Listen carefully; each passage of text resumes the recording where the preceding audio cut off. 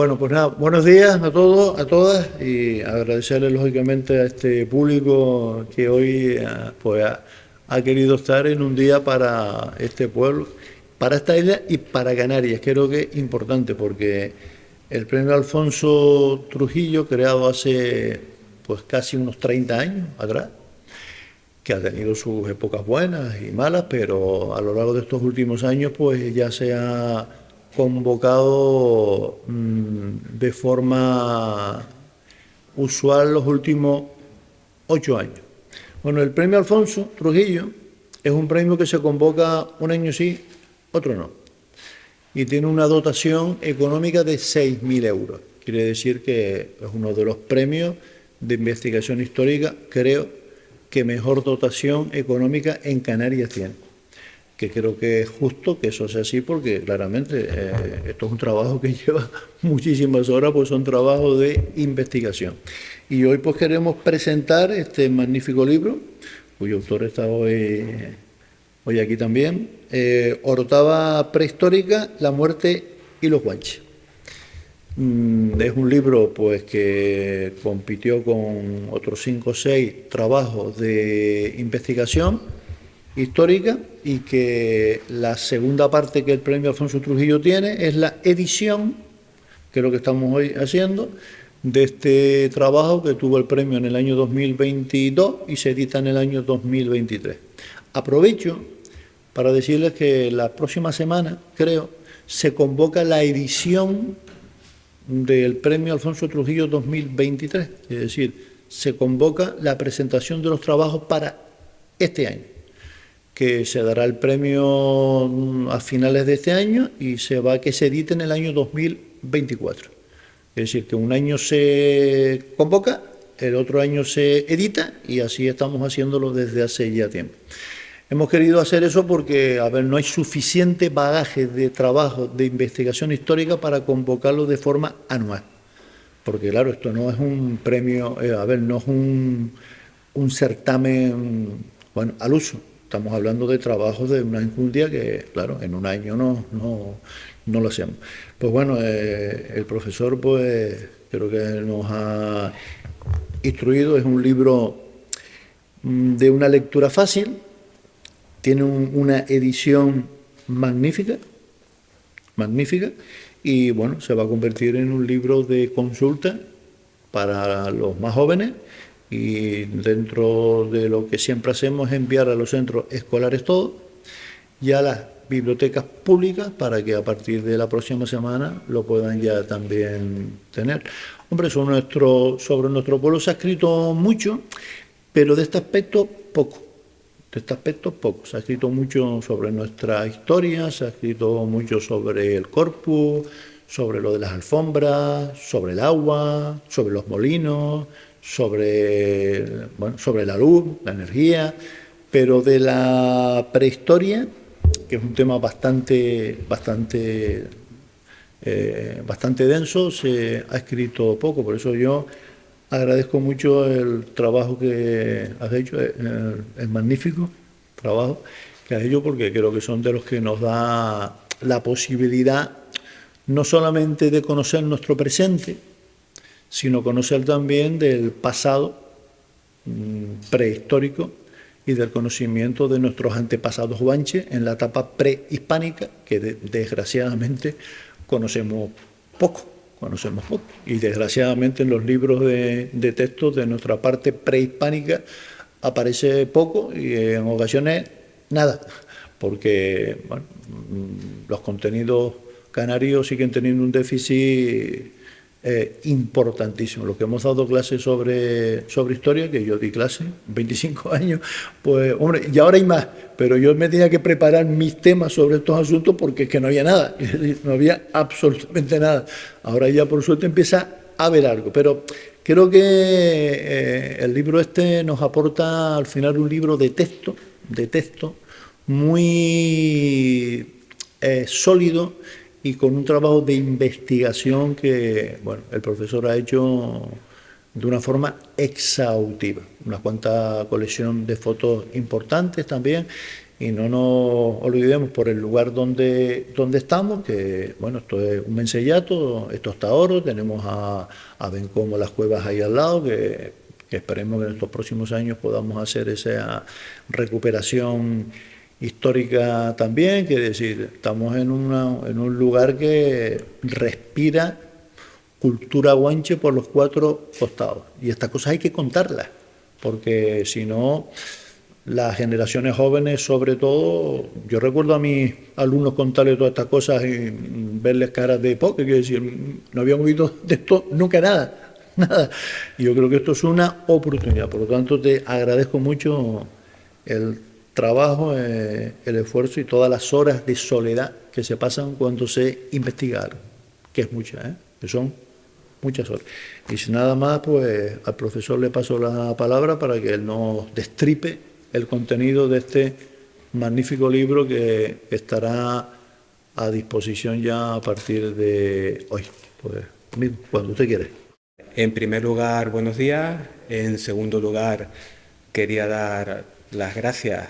Dicen que es de bien nacido ser agradecido al señor alcalde, don Francisco Linares. También quería dar las gracias al jefe de protocolo, don Jesús Acevedo, y a la comisión que otorgó el premio, no solo por la concesión, por otorgar el premio, que ya de por sí es importante. La cuantía puedo ratificar que es muy importante, de las mejores del archipiélago canario.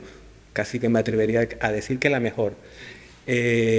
Sino por la amabilidad que han tenido y la exquisitez en el trato que me han dado en todo momento. Entonces, reiterarles mi gratitud. Cuando decidí acometer el trabajo de la orotava prehistórica, tenía 2 claros objetivos.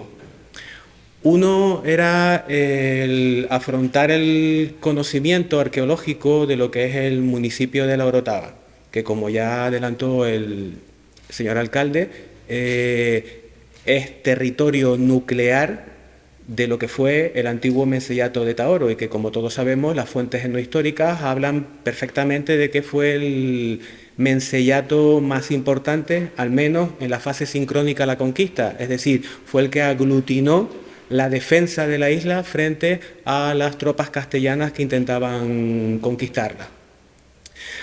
Pero, además, el objetivo no era solo el conocimiento de la orotava del municipio, el más extenso de toda la isla, desde un punto de vista del poblamiento prehistórico. Me interesó mucho el análisis de los enterramientos que existen en toda la villa. ¿Por qué? No solo porque es el tipo de yacimiento más espectacular que existe, sino porque paradójicamente es también el más desconocido. Es decir, esto puede sonar un poco extraño, porque si uno acude a la bibliografía, a los medios de comunicación, tenemos muchísima información sobre la momificación, las momias. Ha habido un interés enorme en ese tipo de depósitos funerarios.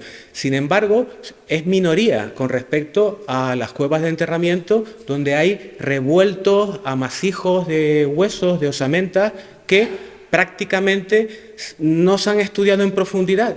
Se ha pasado casi de puntillas y se le ha prestado muchísima atención, como les decía, a las momias y al proceso de momificación o mirlado. Entonces, tenía un enorme interés en estudiar y inventariar lo que se conocía de yacimientos funerarios del municipio. Tengan también en cuenta que la arqueología de la muerte, que es así como se llama la disciplina científica arqueológica que se ocupa de los enterramientos, es una de las ventanas más privilegiadas para acercarnos al conocimiento del pasado. El estudio de los gestos funerarios, el estudio de los contenidos, de los contenedores donde se depositaban esos restos óseos, nos permite acercarnos, pero además de una forma muy precisa, para reconstruir las formas de vida de las sociedades pasadas. Si a eso le añadimos una nueva disciplina científica, que desde hace unos años está prácticamente poniéndose muy de moda, la bioantropología o la bioarqueología, para que lo entendamos, el estudio de los restos óseos, de sus marcas, las huellas de estrés, la salud, patología oral, etcétera, etcétera. Hoy podemos decir que podemos acercarnos, podemos reconstruir casi con bastante precisión cómo vivían los guanches en el pasado o cualquier otra sociedad del pasado. Con tal fin, me propuse en esos dos objetivos de los que les hablaba, inventariar, catalogar, recopilar toda la información que existía sobre la presencia de cuevas funerarias en el municipio. La tarea es ardua porque tenemos unas cuantas publicaciones, bibliografías, pero la mayor parte de esa información está prácticamente inédita. Se encuentra suelta en inventarios del Cabildo, en inventarios de equipos de arqueología de la Universidad de La Laguna, y obtener todos esos datos lleva bastante complejidad. Eso más recorrer, como decimos los arqueólogos, patear el terreno, reconocer esos yacimientos, y algo muy importante que son las entrevistas orales a la gente que te informa de lo que, mucha gente mayor que te informa de lo que ellos en su momento vieron o incluso llegaron a tener, a tocar o a tener en su propiedad. Son 55 yacimientos funerarios los que hemos inventariado. Claro, 55 en todo el municipio puede parecer una cifra escasa, pero estamos hablando de necrópolis, es decir, estamos hablando de áreas de cementerio.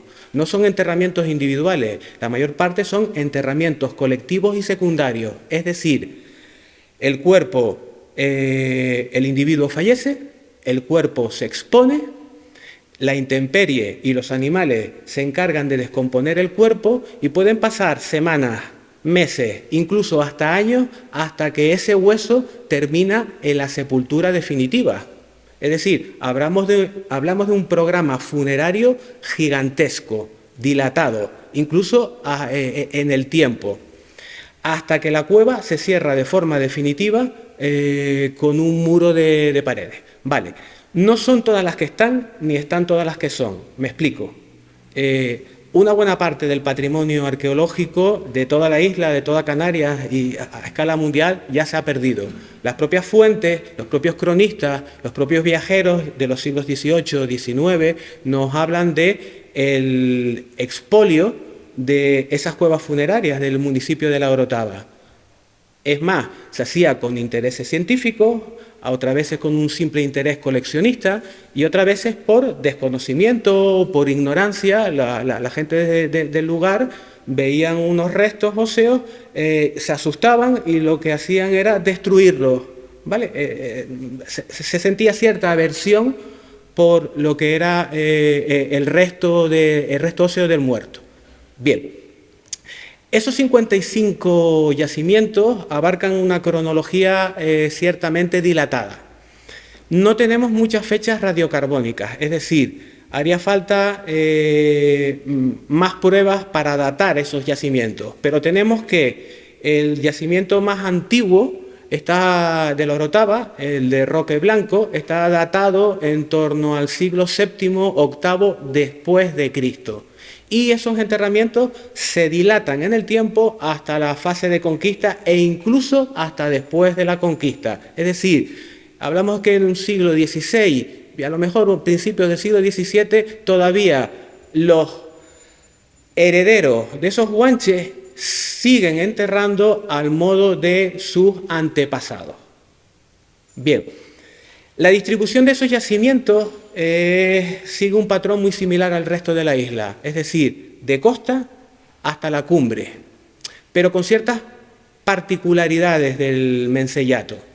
En la costa, en lo que hoy conocemos como las playas del Boyullo, del Ancón, hay una densidad importante de yacimientos, de cuevas funerarias.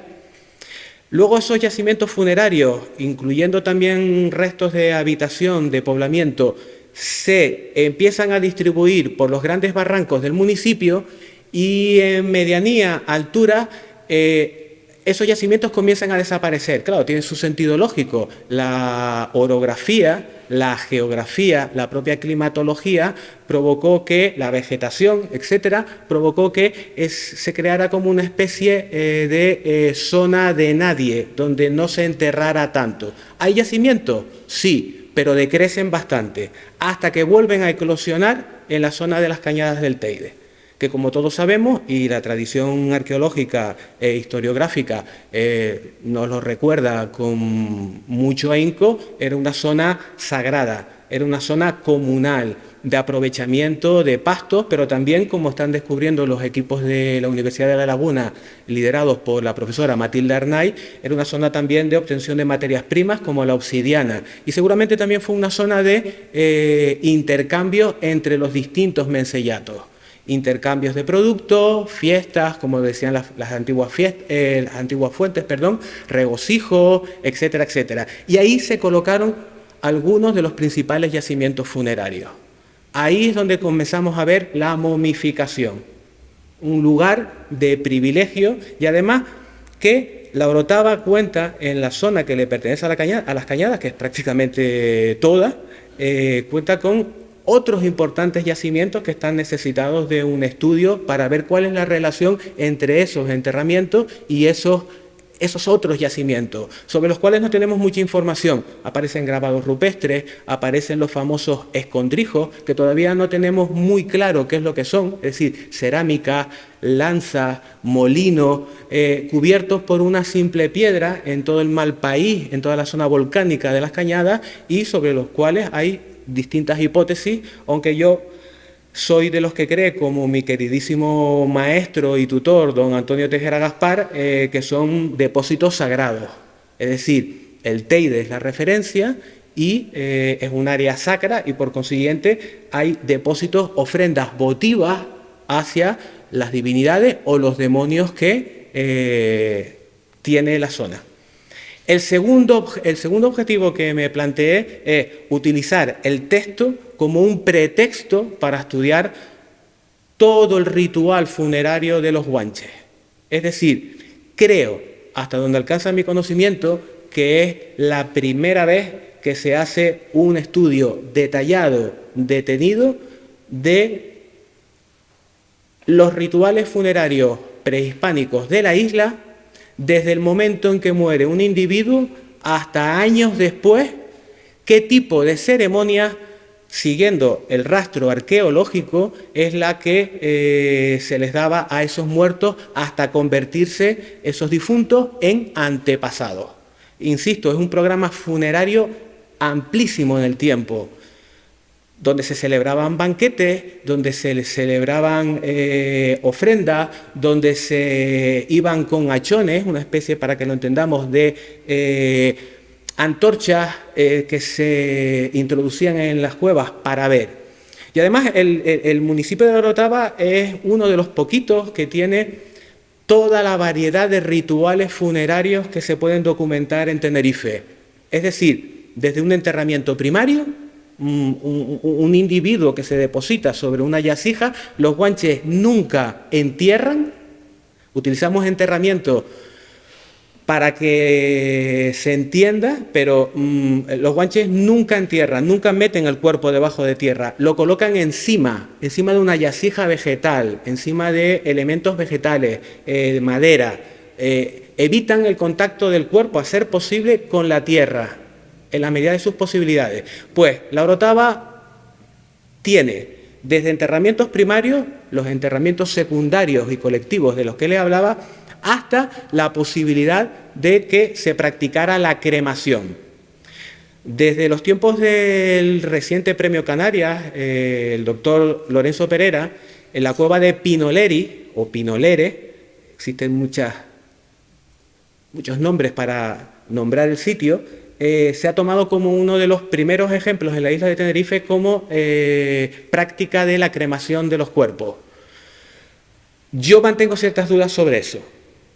Creo que esos huesos quemados son el resultado más bien de un intento por parte de los aborígenes que utilizaban esa cueva como enterramiento en el tiempo de rehabilitarla, prenderle fuego para sanear la cueva y que pudiera albergar nuevos depósitos funerarios, o incluso podría darse el caso de que fuera un incendio accidental, pero hasta que no podamos coger esos huesos y los analicemos con detenimiento, hasta que no tengamos un análisis bioarqueológico de esos restos, no podemos decantarnos por si fue una cremación real, es decir, caso casos bastante raros, los guanches utilizaban el fuego con usos sagrados, con usos religiosos, pero no tenemos claro si lo utilizaron como cremación de los cuerpos. ¿Vale? Por último, para no ser muy cansino, yo espero que el libro sirva como como decía el señor alcalde, don Francisco Linares, que sirva como referente, como base de partida para que el municipio de La Orotava y el resto de la isla se siga estudiando. Creo que puede ser un trabajo de referencia también, está mal que lo diga, pero también creo que puede ser un punto de partida para que otros investigadores, con las líneas de investigación que se intentan abrir, las confirmen o simplemente las refuten, es decir, las denieguen. En cualquier caso, estaré muy contento de que me contradigan. Muchas gracias por su presencia y por su atención. Pues nada, creo que ahora lo que toca es que disfrutemos todos de una lectura de un libro que nos aporta muchas cosas novedosas, novedosas. Y ojalá, como tú bien dices, sirva para abrir cauce para futuras personas. Yo animo sobre todo a los investigadores jóvenes, que los hay, muchos también, que no pierdan el miedo. Yo sé que todo esto lleva muchísimo tiempo y que investigar son muchas horas que pasa solo, pero quiero animar a esos historiadores jóvenes que están también saliendo, que creo que es muy importantísimo el presente, pero es muy interesante escarbar en nuestro pasado. Creo que es parte de la historia de esta magnífica tierra en la que estamos. Pues nada, muchas gracias a todos y disfruten de este magnífico libro. Gracias a todos y a todas.